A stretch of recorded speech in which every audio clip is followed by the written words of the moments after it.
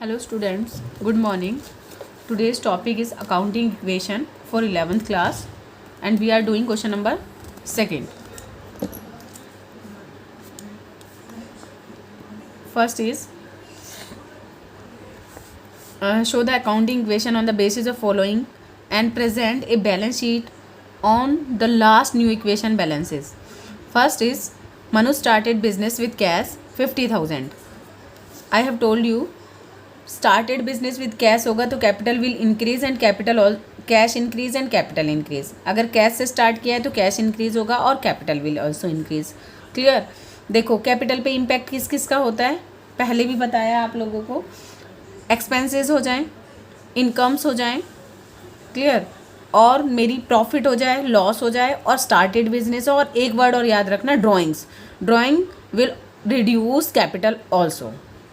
अगर उसने ड्राइंग्स की हैं कैश की तो कैश डिक्रीज हो जाएगा और कैपिटल तो होगी होगी. अगर उसने ड्राइंग्स की हैं गुड्स की तो क्या होगा, गुड्स आपकी कम हो जाएंगे और कैपिटल कम हो जाएगा. अगर उसने ड्राइंग की है फर्नीचर की तो फर्नीचर कम हो जाएगा और कैपिटल, मतलब कैपिटल पे इम्पैक्ट तो होगा ही होगा. बस हमें देखना होता है उसने विड्रॉ क्या किया है. ठीक है, चलो क्वेश्चन स्टार्ट करते हैं. First is Manu started business with cash. तो first started business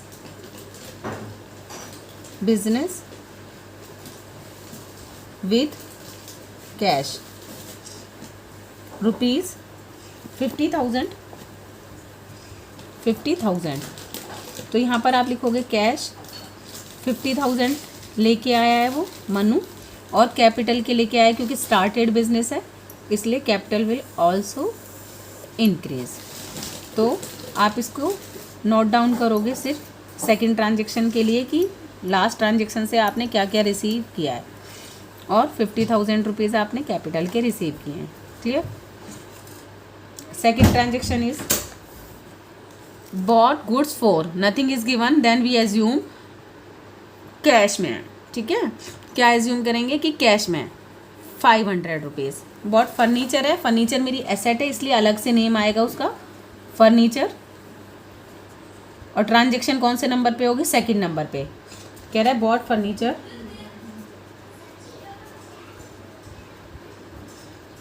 for nothing is given, तो हम एज्यूम करेंगे कैश 500 का. तो 500 रुपीज़ का ही फर्नीचर था और 5 में ही आपने परचेज कर लिया. तो प्रॉफिट और लॉस तो कुछ भी नहीं होगा ना बेटा, इसलिए कैपिटल में कोई इम्पैक्ट नहीं होगा. कैश में परचेज किया इसलिए लाइबिलिटी भी नहीं बढ़ेगी. तो यहाँ पर आ जाएगा 49,500 plus 500 is equal to 50,000. Clear. देखो अब दोनों का टोटल करो, दोनों साइड का 49,500 plus 500 50,000 and here 50,000 also given. Third bought goods on credit. अब आपको बिल्कुल याद रखना है कि आपने किसी से क्रेडिट पर गुड्स परचेज किए हैं. क्रेडिट पर गुड्स परचेज करना है मतलब क्रेडिटर इंक्रीज हो जाएंगे.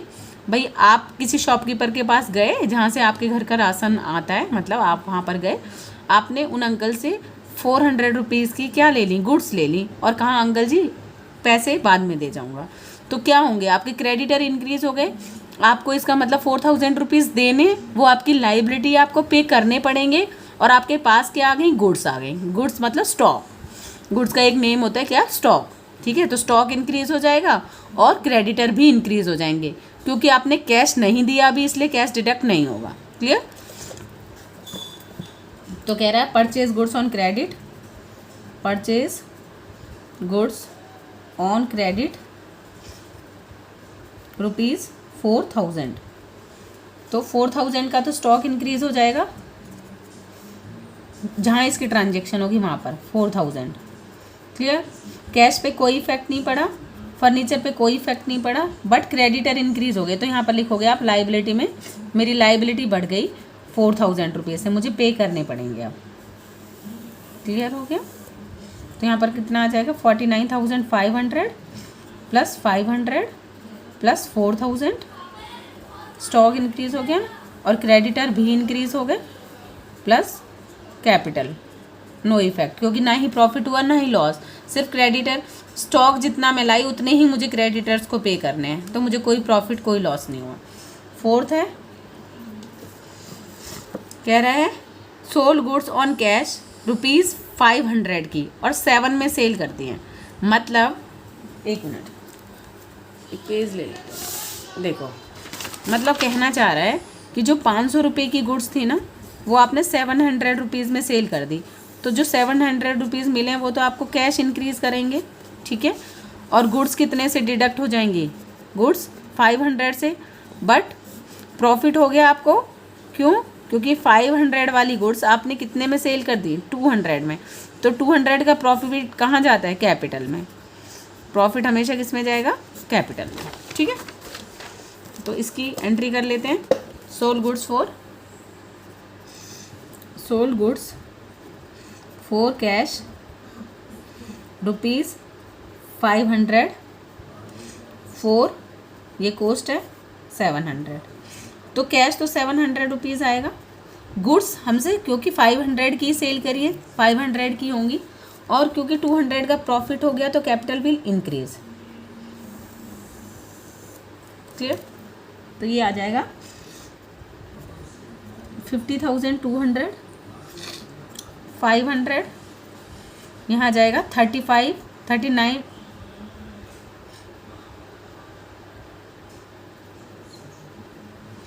500,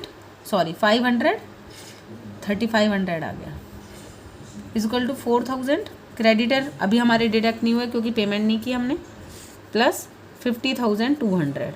क्लियर? फिफ्थ है आप लोगों की, क्या ट्रांजेक्शन है? फिफ्थ कह रहे हैं रेंट रिसीव्ड, इनकम है। इनकम पर किसका इफेक्ट पड़ता है? कैश का भी और कैपिटल का भी, ठीक है भाई। कैश भी बढ़ेगा और कैपिटल भी इंक्रीज होगी, क्योंकि कैपिटल में कहीं कहीं कैश इंक्लूडेड होता है कहीं ना कहीं, ठीक है। तो कितना आ जाएगा? रिसीव्ड क्या है हमारा? रिसीव्ड रेंट रुपीज़ कितना है उसका? 200। तो 200 का तो कैश इंक्रीज हो जाएगा और 200 का ही कैपिटल। जब भी कोई एक्सपेंसेस या इनकम होंगी तो कैश और कैपिटल दोनों पे इम्पैक्ट होगा। 50,400 plus 500 plus 3,500 is equal to, creditor remain constant 4,000 and 50,400। Clear? Next है सिक्स्थ, कह रहे परचेज गुड्स फॉर कैश। अब कैश में परचेज किए हैं तो goods will increase and cash will decrease. Clear? 1000 की गुड्स परचेज किए हैं, कैश में किए हैं, बट गुड्स इंक्रीज हो जाएंगे और कैश डिक्रीज हो जाएगा। नो प्रॉफिट नो लॉस, क्योंकि 1000 रुपीज़ की ही गुड्स थी और 1000 में ही आपने परचेज कर ली। Purchase goods for cash, goods for cash ₹1000, तो 1000 रुपीज़ चले गए आपसे और गुड्स कितनी आ गई आप लोगों की? स्टॉक 1000 रुपीज़ का। क्लियर? कितना आया आपका? ये आ जाएगा 49,400 प्लस 500, क्योंकि कोई इफेक्ट नहीं आया इस पर, ये आ जाएगा 4500। और नेक्स्ट, क्रेडिटर को अभी तक पैसा नहीं दिया, पेमेंट नहीं की, तो creditor remain constant and capital also remain constant. Next, अब देखो इनके इक्वल करेंगे। 5000 ये हो जाएगा 49 और 5 53 54,500। ठीक है, इक्वल देखते जाना बेटा। देखो 49,000 ये हो गए 5,000 और इसमें 5,000 ऐड करोगे आप, आ जाएगा आपका 53,400, नहीं सॉरी 54,400, और इधर भी 54,400 है, इक्वल है। जहाँ पर भी इक्वल ना आए ना, दोनों साइड समझना आपने कहीं ना कहीं कोई मिस्टेक की है। क्लियर? विड्रॉ पर्सनल यूज़ के लिए किया है और कैश किया है तो कैश कम कर देंगे, और अगर गुड्स भी हो सकता था, यहाँ पर कोई एसेट भी हो सकता है, तो जो उसने विड्रॉ किया है एसेट साइड से तो वो कम कर देंगे, और कैपिटल ऑल्सो डिक्रीज। कैसे? कैपिटल पर इसका बहुत ज़रूरी इम्पैक्ट पड़ेगा, इसे भूलना मत आप। ठीक है, कितने की ड्राइंग की है उसने? 700 की। तो विड्रॉ फॉर पर्सनल वर्ड होगा, पर्सनल यूज़। अगर ऑफिस के लिए विड्रॉ करता तो कोई और सिचुएशन होती। ठीक है, कितना विड्रॉ किया है 700 के लिए। कैपिटल भी डिक्रीज हो जाएगी और कैश भी डिक्रीज हो जाएगा। कितना आ जाएगा, डायरेक्ट यहाँ पर ट्रांसफ़र कर देते हैं हम लोग।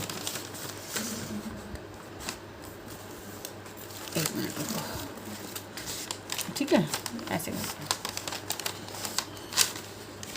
0 48,700 प्लस 500 4500 और क्रेडिटर भी कांस्टेंट रहेंगे 4000 के, और कैपिटल आ जाएगी हमारी 49,700।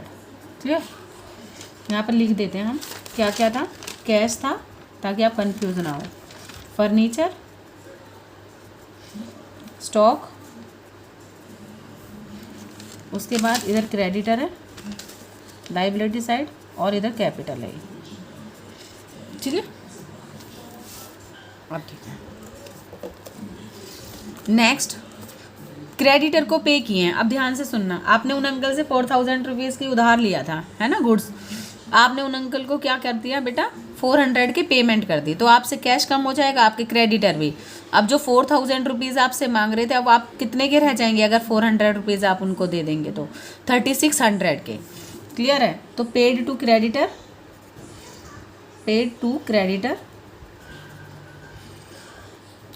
8 है ये सिचुएशन, ₹400। तो कैश, क्योंकि कैश दे रहे हो इसलिए कैश कम होगा, और क्रेडिटर भी डिक्रीज़ हो जाएंगे। अब हमारे कुछ बच्चे से इंक्रीज़ कर देंगे, तो याद रखना है आप लोगों को। 48,300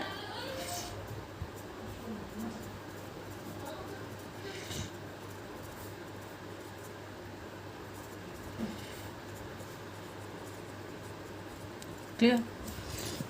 लास्ट है पेड सैलरी। तो एक्सपेंसेस हैं, एक्सपेंसेस मैंने बोला है इनकम्स हो चाहे एक्सपेंसेस, कैश भी इंक्रीज होता है और कैपिटल भी। तो सैलरी पे किए तो कैश भी डिडक्ट हो जाएगा आपका, और capital also decrease. 9th, paid salary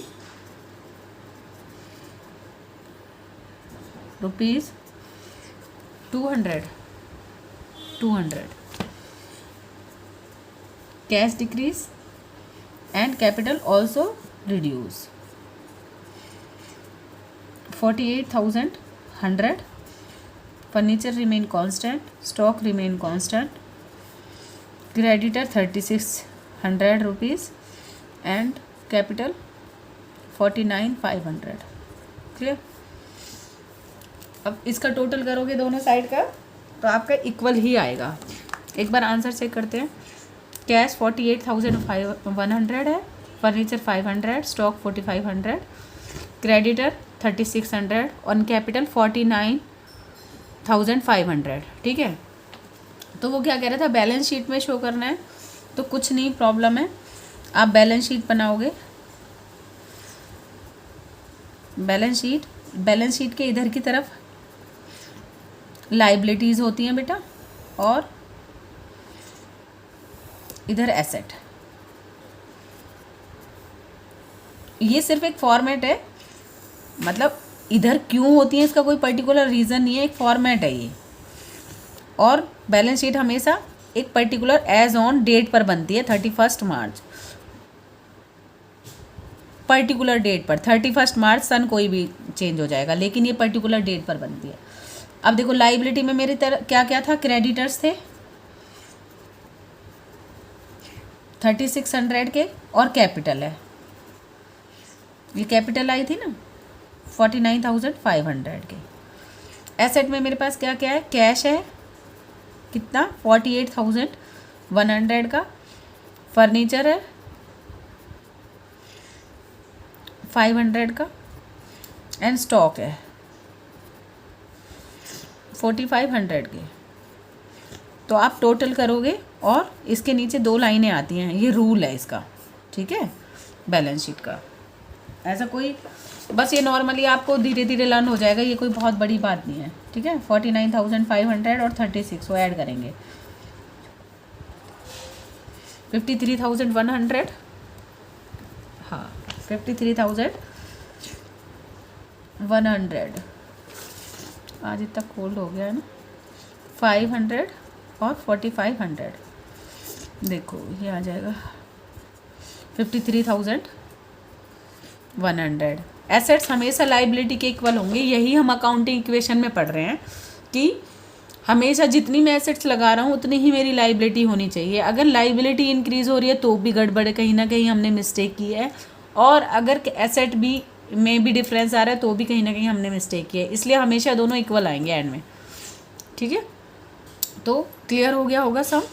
बस ड्राइंग याद रखना है, एक्सपेंसेस और प्रॉफिट। आपको ड्राइंग्स याद रखना, अगर कैश विड्रॉ करता तो कैश कम हो जाएगा और कैपिटल, अगर स्टॉक विड्रॉ करेगा तो स्टॉक कम हो जाएगा कैपिटल, अगर फर्नीचर विड्रॉ करेगा फर्नीचर कम हो जाएगा कैपिटल। कैपिटल ज़रूर कम होगा क्योंकि कैपिटल में ये सारी चीज़ें इंक्लूडेड होती हैं, ठीक है। आ रही है बात समझ में?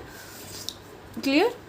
क्योंकि अगर उसने अपने पर्सनल यूज़ के लिए खरीदा और वो 50,000 रुपीज़ लेके आया था और अब वो हमारा फर्नीचर ही ले गया बाय चांस, तो ऑब्वियसली अब उसकी कैपिटल कितनी रह जाएगी? 49,500 की, ठीक है। क्लियर हो गया होगा बेटा। ऐसे ही हम धीरे धीरे सारे क्वेश्चंस करते रहेंगे। आप लोग सिर्फ शेयर करें बेटा अपने फ्रेंड्स के साथ, हम सारे क्वेश्चंस करेंगे, ठीक है। Thank you so much.